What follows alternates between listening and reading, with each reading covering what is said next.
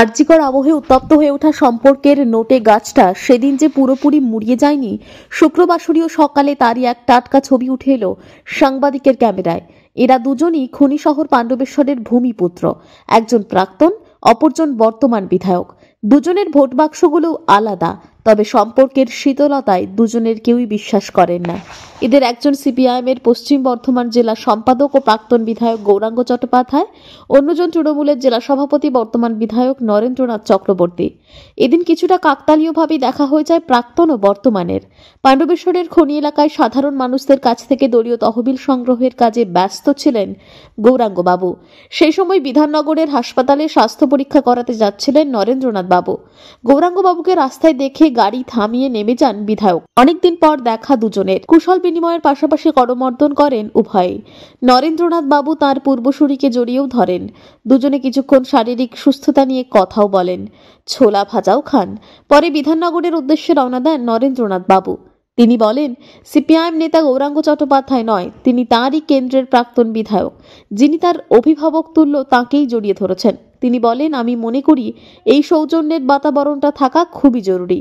অনুরূপভাবে গৌরাঙ্গবাবু রাজনীতির আঙিনায় এই ধরনের সৌজন্যের পরিবেশ থাকার প্রয়োজন রয়েছে বলে মন্তব্য করেন।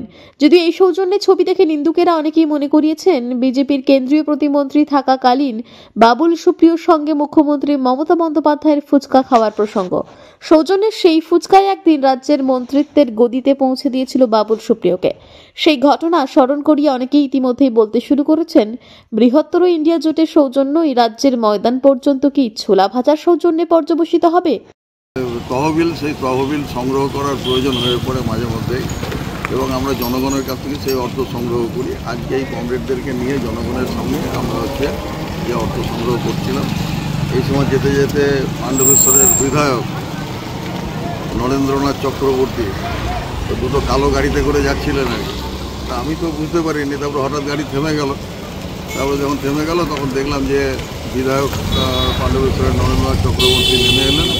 নেমে এসে আমার সাথে সৌজন্য সাক্ষাৎকার করলেন। এটা স্বাভাবিক, দুজনেই একই বিধানসভার এবং যে একই কেন্দ্র থেকে দুজনে আমরা জিতেছি আর কি। দেখা হয়েছে, সৌজন্য সাক্ষাৎকার হলো, কেমন আছে না আছে জিজ্ঞেস করা হলো, এই পর্যন্ত কথা আর কি, এর বেশি কিছু না।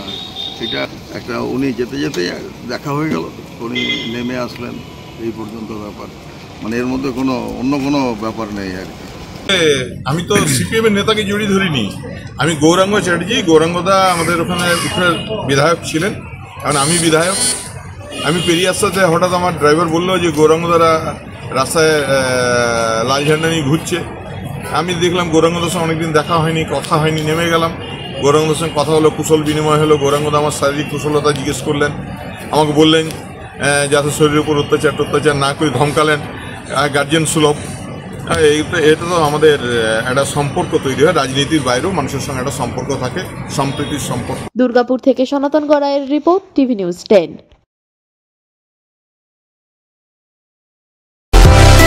সুলভের সঠিক চিকিৎসার একমাত্র প্রতিষ্ঠান বিবেকানন্দ হসপিটাল। 24 ঘন্টা emergency service, blood bank, trauma care. আপনাদের সেবায় আমরা তৎপর। গুণমান ও পরিষেবায় দুর্গাপুর বিধাননগরের ডক্টর জাকির হোসেন এভিনিউর বিবেকানন্দ হসপিটাল শিল্পাঞ্চলের মানুষের মন জয় করেছে।